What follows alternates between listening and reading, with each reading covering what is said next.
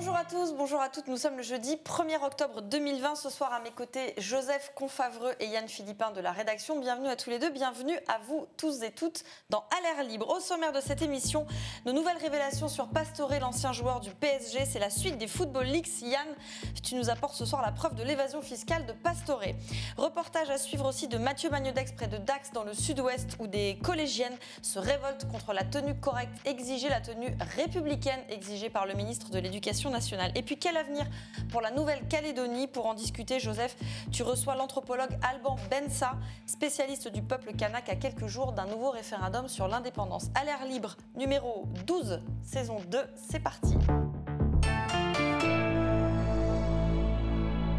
C'était un des joueurs les mieux payés en France, un des joueurs de foot les mieux payés en France, Javier Pastore, argentin, star du PSG jusqu'à son transfert il y a 2 ans à l'AS Roma. Une star du foot, Yann, et un champion de l'évasion fiscale. Tu enquêtes sur les Football Leaks depuis des années et ce soir tu apportes une nouvelle info sur Pastore. Il a fait l'objet d'un contrôle fiscal en France quand il jouait au PSG et il a accepté de payer un redressement fiscal de plus d'1 million d'euros. C'est ce que tu as appris grâce à un document que tu vas nous détailler tout à l'heure. Mais d'abord, pour rappel, en 2016, avec d'autres journalistes, tu révèles les Football Leaks et la passion de Pastore pour les paradis fiscaux. Qu'est-ce que tu avais démontré à ce moment-là ?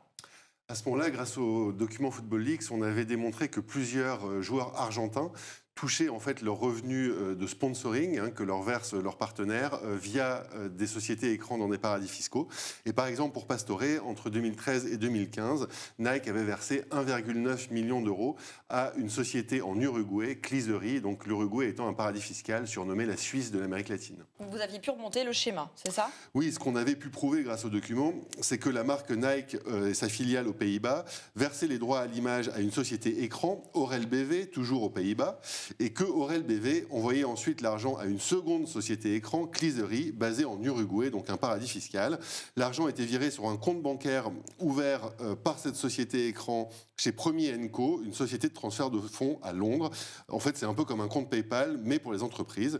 Et le problème, c'est qu'on était resté bloqué là. On n'arrivait pas à savoir comment Javier Pastore récupérait l'argent au final. Et vous étiez même resté bloqué devant une boîte aux lettres, puisque d'ailleurs, tu étais allé à l'adresse d'Aurel aux Pays-Bas, place du Dam à Amsterdam. Et quand tu étais arrivé à l'adresse, tu avais été accueilli par la gardienne. Ça avait été fort instructif. I'm looking for a company called Aurel. You know Aurel? Aurel BV? Now, I know, you know, there has been a company here before. Okay. And they let other people sign in without our permission.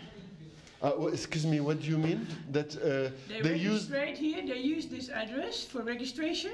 Okay. But they have no rent contract, nothing. And it's like 100 of them maybe. Yeah, there are 100 companies here.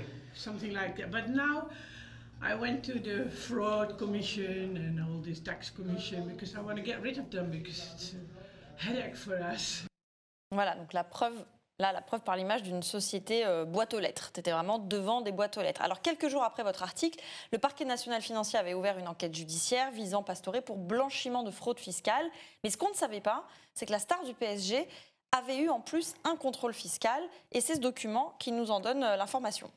Oui, ce document, c'est un document très officiel qui date de juillet 2020. Il vient du fisc et c'est tout simplement le bilan du contrôle fiscal international pour l'année 2019. Donc, comme on le voit en page de garde, il est précisé que ce bilan vise à commenter les résultats obtenus et à présenter une sélection de dossiers emblématiques. Et en page 40, donc l'un de ces dossiers emblématiques, c'est l'affaire de Monsieur P qui est détaillée. Alors très vite, on comprend que Monsieur P, c'est Pastore, notamment parce que le document dit que l'affaire est partie de l'article de Mediapart et qu'il y a un certain Monsieur S qui est mentionné, qui est Marcelo Simonian, son agent, qui est le personnage central du montage. Alors ce rapport du fisc est absolument accablant pour Pastore et son agent. Il parle, je cite, d'un schéma complexe, d'une activité occulte via une société offshore qui bénéficie d'un régime fiscal privilégié. C'est cette fameuse société Clisery en Uruguay dont on parlait avant. Surtout, le rapport dit que Clisery est contrôlé indirectement par le joueur, que Monsieur P. Pastore n'a pas déclaré les revenus liés à cette activité et que, je cite, le caractère intentionnel de la fraude est parfaitement démontré. Conclusion du fisc, la rectification a finalement été acceptée par le contribuable Pastoré, avec lequel une transaction a été conclue afin de sécuriser le recouvrement. Donc, je résume, Pastoré n'a pas déclaré certains revenus de sponsoring au fisc, c'était intentionnel, il a donc été redressé pour ça. On a parlé d'un monsieur S, donc c'est son agent Marcelo Simonian, quel a été son rôle ? Alors, son rôle, c'est que le fisc a fait une découverte que nous, on n'avait pas dans les documents. C'est que l'argent qui allait dans la société en Uruguay, Clisery, était reversé à Dodici, donc qui est la société de l'agent Marcelo Simonian, et qu'ensuite, je cite le fisc, la société de l'agent avançait les fonds nécessaires à certaines opérations et dépenses personnelles de Monsieur P et de sa famille en Argentine. Donc, Marcelo Simonian était une sorte de carte bleue vivante pour Pastoré et sa famille. Oui, c'est ça, c'est lui qui touchait l'argent des paradis fiscaux et qui le redistribuait. Alors, j'imagine que tu as contacté Pastoré et ou son agent. Est-ce qu'ils t'ont répondu ? Oui, je l'ai contacté via son agent Marcelo Simonian. Alors, il nous a confirmé que Javier Pastoré avait bien subi un redressement fiscal, que ça concernait bien ses revenus de sponsoring versés par Nike et qu'il avait accepté de payer le redressement. Alors, il ne nous a pas confirmé le montant, mais selon nos informations, c'est bien plus d'1 million d'euros que Javier Pastoré a dû payer. Alors, selon son agent, Javier Pastoré aurait payé ses impôts là-dessus en Argentine. Donc, quelque part, il aurait payé 2 fois en France, mais il a quand même accepté le redressement, je cite, pour éviter les problèmes et les spéculations. Donc ça, c'est la version de son agent. Et par ailleurs, donc, son agent Marcelo Simonian a démenti avoir servi de tiroir caisse occulte à Javier Pastoré, mais en tout cas, c'est pas ce que dit le rapport du fisc. C'est pas ce que dit le fisc et c'est très officiel et très documenté.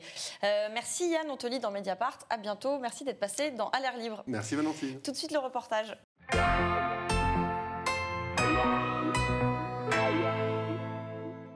Mathieu, bonjour, la tenue, bonjour Mathieu, pour un sujet désespérant, la tenue des adolescentes au collège et au lycée qui est devenue un sujet de discussion. Oui Valentine, et tout le monde y est allé de son commentaire. Un institut de sondage a demandé son avis à un échantillon de Français. Le philosophe conservateur Alain Finkielkraut s'était penché sur ces jeunes filles en crop top qui le déconcentrent. Le ministre de l'Éducation nationale Jean-Michel Blanquer a même pris la parole pour exiger une tenue correcte, une tenue républicaine à l'école. Tout ça à cause d'un hashtag, un mot dièse lancé sur les réseaux sociaux lundi 14 septembre qui proposait aux jeunes filles, le 14 septembre, de venir habiller ce jour-là comme elles le souhaitaient. Une façon de protester contre des règlements intérieurs jugés sexistes. Alors avec Yumni Kezouf, nous sommes partis dans les Landes, plus exactement à Saint-Vincent-de-Tyrosse, une petite ville de 7500 habitants entre Dax et Bayonne. À la sortie du collège, nous avons rendez-vous avec 2 élèves qui ont pris part à ce mouvement. Ava et Juliette, 13 ans. Elles nous racontent pourquoi c'était important pour elles. Ça stipulait que tous les étudiants, surtout au lycée, mais du coup ça a aussi touché les collèges, de s'habiller au moins une journée avec des tenues qui sont provocantes, comme ils disent, c'est-à-dire où on voit un bout de ventre ou des bretelles, c'est-à-dire on voit le soutien-gorge, la bretelle de soutien-gorge. Et pour se libérer un peu, je sais pas, voilà. Pourquoi ça vous a plu cet appel ? Parce que c'était un mouvement féministe, etc.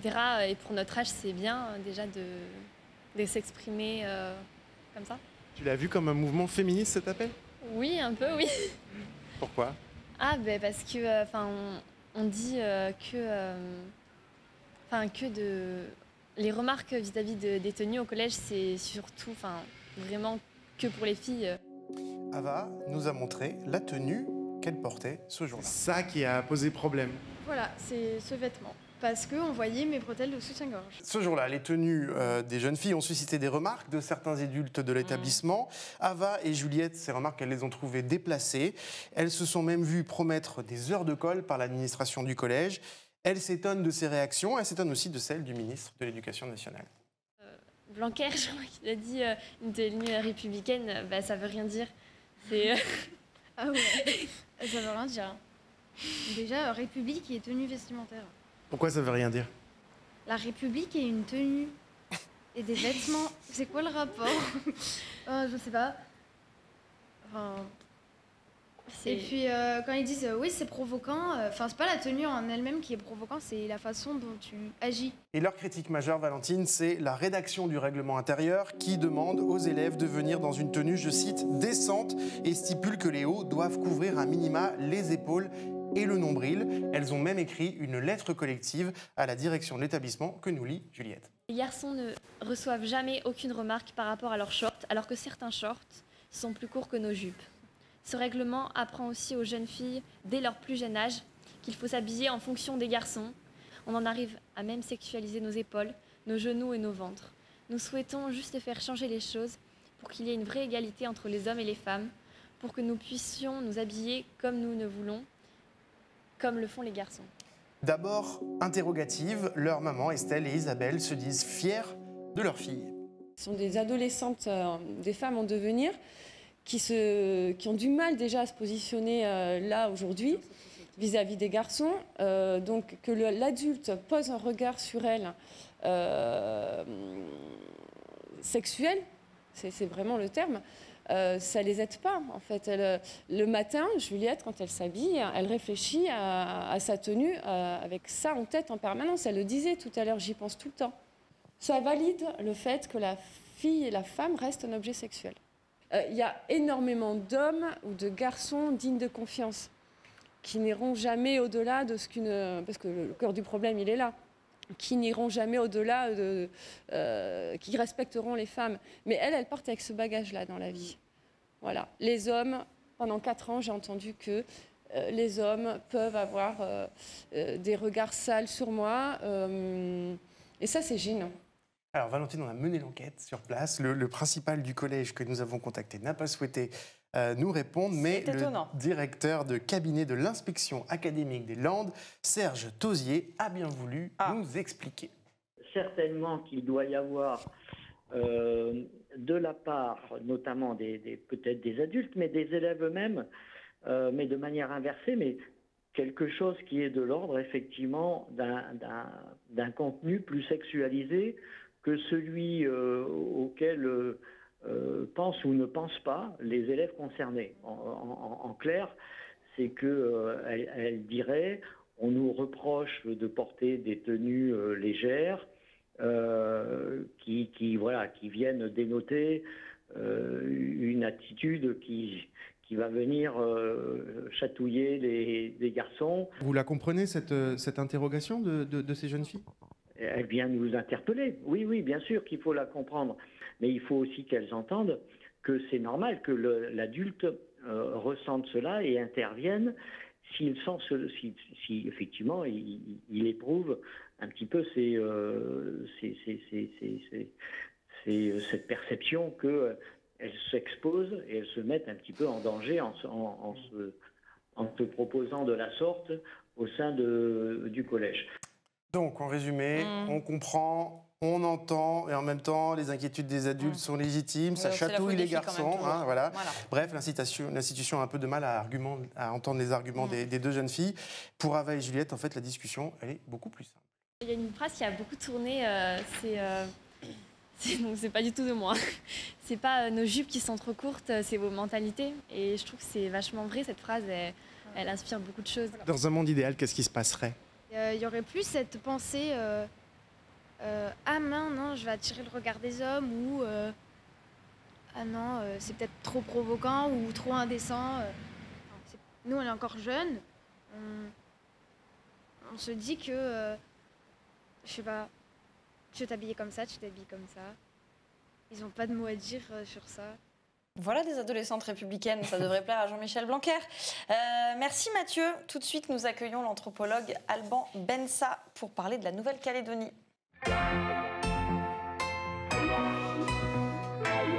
Bonjour Alban Bensa, installez-vous. Bienvenue dans À l'air libre. Vous êtes anthropologue, directeur d'études à l'EHESS. Vous êtes spécialiste du peuple kanak. Vous y avez consacré de nombreux ouvrages, dont ce livre Chronique kanak, l'ethnologie en marche, qui a quelques années, qui avait pour objet la revendication indépendantiste kanak, ça tombe bien, on va en parler, revendication dans laquelle vous inscrivez votre travail réputé engagé pour cette cause. Pour mener la discussion, Joseph Confavreux de Mediapart. Bonsoir Valentine. Vous allez ensemble, on va discuter d'une échéance qui approche, qui est le point d'orgue d'un long processus de décolonisation, de reconnaissance du fait colonial par la France, entamé il y a des décennies. Ce point d'orgue, c'est donc le référendum, le deuxième, qui aura lieu le 4 octobre pour ou contre l'indépendance de la Nouvelle-Calédonie. Avant cela, je rappelle, Joseph, que tu viens de publier à la découverte cet ouvrage qui s'appelle « Une décolonisation au présent ». Kanaki, Nouvelle-Calédonie, notre passé, notre avenir. C'est un livre collectif avec la rédaction de Mediapart, très investi sur le sujet, hein, des reportages sur place, des analyses, des nombreuses enquêtes, plusieurs personnes investies dans la rédac, et une postface signé donc Edoui Plenel, notre cher président, qui a été attaqué, ce qui nous a surpris. Dans une tribune au Monde, il nous a été reproché par des intellectuels calédoniens une posture anticoloniale venue de métropole qui déresponsabiliserait le peuple kanak. Ce à quoi Edoui a répondu aussi dans une tribune au Monde, publiée ce jour et que je vous recommande. Alors Joseph, pour commencer, un mot de ce livre collectif, fruit de beaucoup de travail, et puis de cette polémique. Mediapart a sans doute été, tu l'as dit, le journal le plus investi dans la couverture du premier référendum, il y a 2 ans, en novembre 2018. On a envoyé 3 journalistes de la rédaction là-bas. Il y avait un pigiste qui a travaillé 1 an sur place pour nous. Et donc, on s'est dit effectivement qu'on allait, parce que ça nous semblait une question très importante, qu'on allait, à partir de toute cette matière, rédiger ce livre, qui a donc été attaquée par une tribune dans le Monde qui n'aurait pas eu beaucoup d'écho, il faut bien le dire, si elle n'avait pas été signée notamment par l'un des fils de Jean-Marie Tjibaou, le leader historique du FLNKS assassiné en 1989. Et donc, au début, on ne savait pas trop comment réagir. En fait, on a enquêté, on a découvert que le nom de Tjibaou avait été instrumentalisé, il avait signé beaucoup trop vite, une tribune qui pose problème. Mais au-delà des polémiques, voilà, qui aussi montrent le décalage qu'il y a aujourd'hui entre la métropole et la Kanaki, Nouvelle-Calédonie, j'ai envie de vous poser la question à vous, Alban Bensa. Est-ce que cette grille de lecture coloniale, elle est encore pertinente pour décrire la réalité néo-calédonienne, ou alors est-ce que effectivement elle ne suffit pas à saisir ce qui se passe là-bas? Non, il est certain qu'elle est encore pertinente. Les traces de la colonisation jusqu'à ce que les Kanaks acquièrent la citoyenneté française en 1946, mais ils ne votent qu'en 1956. Donc les traces de cette colonisation sont encore très très profondes en termes de mémoire de la ségrégation, de mémoire des spoliations foncières, de défense des langues vernaculaires qui sont très, très importantes, etc. Et donc c'est un élément frappant de la situation en Nouvelle-Calédonie que nos interlocuteurs, que ce soit d'ailleurs des Kanaks, mais aussi des descendants du bagne ou même des colons libres, des populations qui ont été importés en Nouvelle-Calédonie pour travailler au nickel, de populations asiatiques, polynésiennes, kabyles, etc. Et donc la mémoire de la Nouvelle-Calédonie est marquée par une série de violences, de traumatismes, et c'est extrêmement profond. Alors, ceux qui sont occupés de cette tribune, d'abord vivent à Nouméa et ont construit une espèce d'image, une contre-image bucolique du monde kanak. Le kanak qui jette son filet dans la rivière au clair de lune, qui danse beaucoup, voilà. Et on les voit danser tout le temps dans les films, mais dans la réalité, dans les reportages, je crois que Joseph a pu constater que c'est rare. C'est assez rare quand on est sur place. Voilà. Et donc, en fait, ce texte est une fusée de détresse. C'est une fusée de détresse pour essayer de noyer le poisson, de noyer le kanak en prônant un métissage qui, certes, existe bien entendu biologiquement, mais qui n'a jamais été construit socialement. Il n'y a pas de demi, il n'y a pas de... Comme en Polynésie... Il y a un métissage de sang, mais qui ne se traduit pas du tout en termes de pouvoir politique ou d'institution. Voilà. Et par contre, il est véhiculé par les mémoires. Et c'était important parce que ça maintient des liens entre des familles qui peuvent être adversaires d'un certain côté, mais qui vont se retrouver dans des réunions familiales à d'autres. Alors on l'a vu, y compris dans cette émission, il y a des actualités très importantes comme la tenue des jeunes filles, il y a le séparatisme. Mais comment est-ce que vous comprenez qu'on ne parle absolument pas de ce référendum qui arrive quand même dimanche prochain? Même le premier référendum de novembre 2018, on en parlait un peu plus, mais on a l'impression que l'Hexagone, parce qu'il faut bien parler là d'Hexagone et pas de France, s'en désintéresse. Alors j'avoue que c'est un élément d'étonnement assez grand. Je pense qu'il y a un malaise. Je pense qu'il y a un malaise parce que les indépendantistes ont fait un score inquiétant du point de vue des gens qui souhaiteraient le maintien dans la France. On les créditait d'à peine 20%, ils ont fait presque 44%. et ils se sont structurés, ils ont des choses à mettre sur la table, notamment les résultats économiques de la province Nord, une nette amélioration quand même des conditions de vie. Ils ont un projet, si vous voulez. Et ce projet déstabilise parce que la position de la France est plutôt de se maintenir. De se maintenir, quelle que soit la rationalité du projet. Donc, c'est un réflexe de crainte, si vous voulez. Et puis, aujourd'hui, alors, décolonisation, là, il va y avoir bizarrement une loi sur... Enfin, bizarrement, c'est concomitant, une loi sur le séparatisme. Alors, ça n'a absolument aucun rapport, si vous voulez, mais tous les gens qui voudraient se dissocier d'un bloc français qui lui-même a l'air bien délité à beaucoup d'égards, eh bien, ça inquiète. Et puis, je crois que l'autre raison, c'est qu'il y a eu un investissement fort de l'ancien Premier ministre, d'Édouard Philippe, qui a un petit peu mis le sujet sur la table de façon... Il a garanti le processus de l'accord de Matignon et des accords de Matignon et de Nouméa, et il en a parlé avec une certaine hauteur de vue, si vous voulez, de la Nouvelle-Calédonie. Là, pour l'instant, Covid, situation économique que l'on connaît, donc finalement, le journalisme va se réveiller dimanche soir parce que le président de la République va faire une déclaration à l'issue du scrutin. Qu'on comprend quand même mal d'ici, c'est pourquoi il y a cette succession de référendums. Et est-ce qu'on peut vraiment imaginer qu'un référendum qui se tient donc dimanche prochain, c'est-à-dire moins de 2 ans avant le précédent, puisse avoir un résultat différent, avec exactement la même question? Alors, effectivement, on pourrait se dire qu'il y avait un référendum, pourquoi en faire 2? C'est la conscience qu'ont eu les législateurs, ceux qui sont mis d'accord autour de ce texte, qui sont aussi bien des non- ou anti-indépendantistes que des indépendantistes. En 1998, ils se sont mis d'accord là-dessus.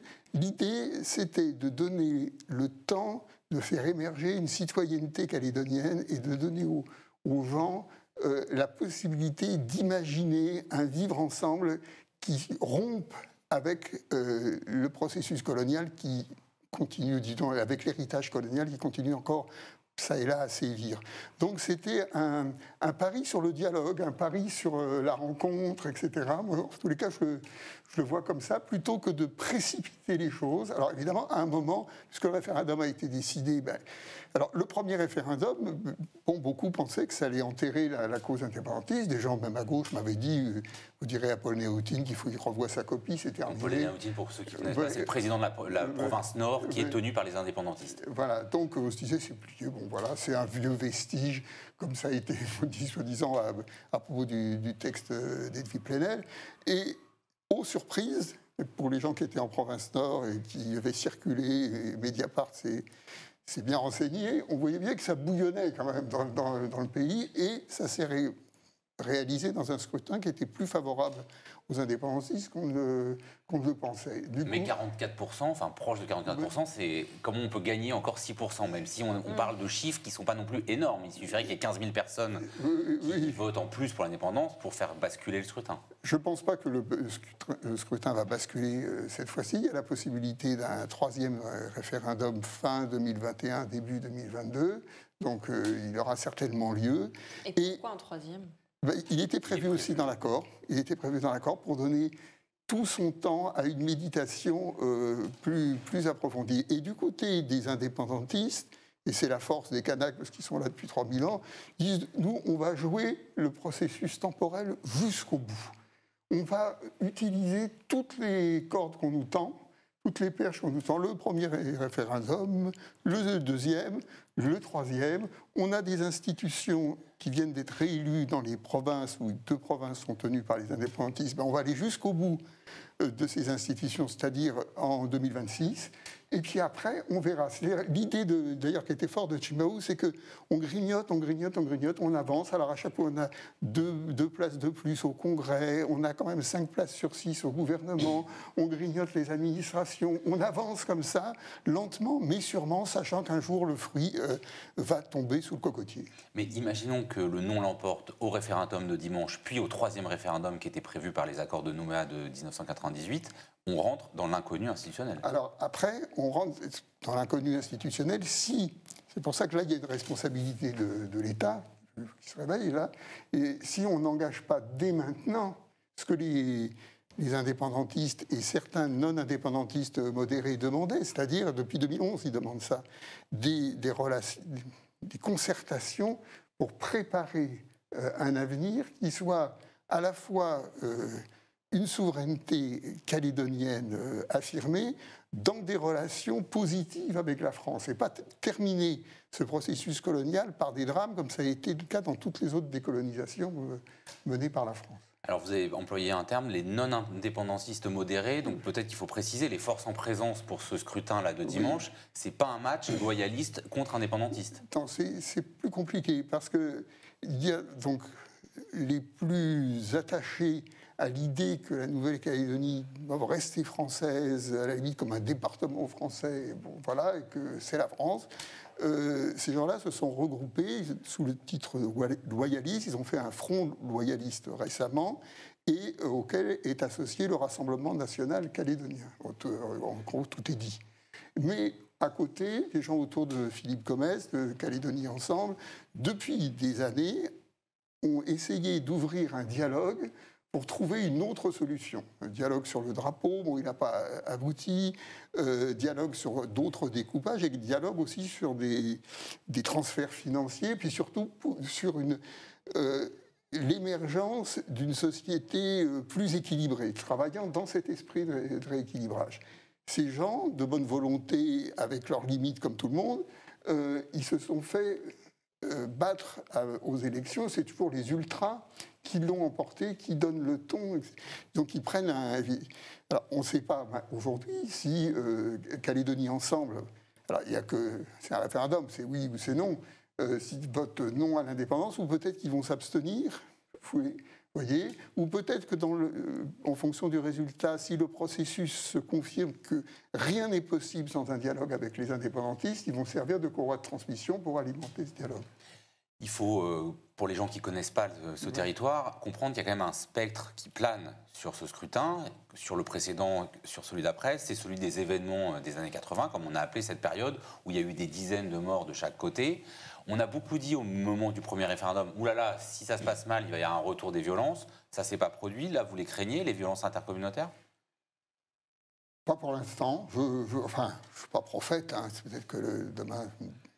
Mais je pense qu'il y a dans les 30 années, il y a eu un progrès dans le respect mutuel et la volonté profonde, quel que soit ce que les gens pensent, de ne pas revenir à ce type de période. Alors, bien sûr, il peut y avoir des ultras des deux côtés. Non, ce qui risque de se passer, c'est si le processus vers l'indépendance continue d'avancer, qu'il y a un certain nombre de gens qui sont véritablement hostiles et qui reproduiraient des choses qu'ils ont faites en 88, faire sauter le tribunal, des attentats, etc. La violence, elle est plutôt à craindre par des gens qui éprouveraient du dépit, si vous voulez, par rapport à une situation où, disons, le maintien de la France tel qu'il est se verrait en difficulté. Pour résumer, la possibilité d'un oui dimanche prochain, elle reste incertaine, mais pas improbable. Enfin, pas forcément, en tout cas impossible.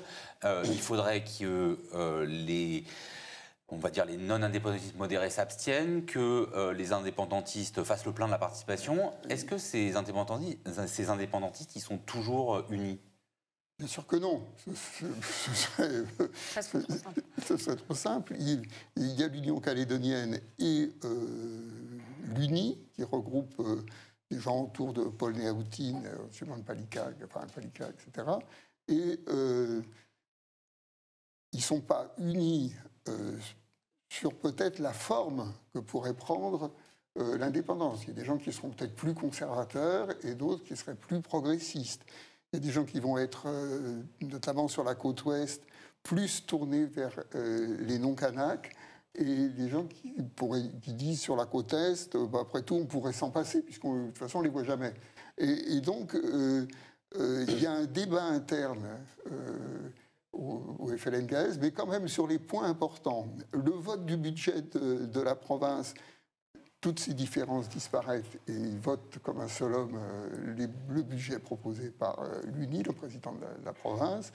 Et puis, il y a aussi évidemment cette souffrance partagée de la mémoire de la colonisation, et ça cimente les choses, et notamment dans un ensemble d'activités culturelles, d'activités de relations entre les clans, de restructuration de la société, que j'ai pu observer beaucoup l'année dernière, où on voit que là, les partis politiques, à la limite, ne jouent plus du tout. C'est vraiment les appartenances claniques, régionales qui travaillent ensemble. Donc, avec le décalage horaire, réponse dimanche à 13h. Et il faut bien savoir que donc, Emmanuel Macron parlera après. Il n'y aura pas que sa prise de parole sur le séparatisme. On se demande ce qu'il va dire dimanche soir. Eh ben, on l'écoutera et on en parlera certainement à partir de lundi dans Aller Libre. Merci Alban Bensa. Vous êtes anthropologue, spécialiste de la Nouvelle-Calédonie. Merci d'être passé dans Aller Libre. Tout de suite, le 24h Mediapart.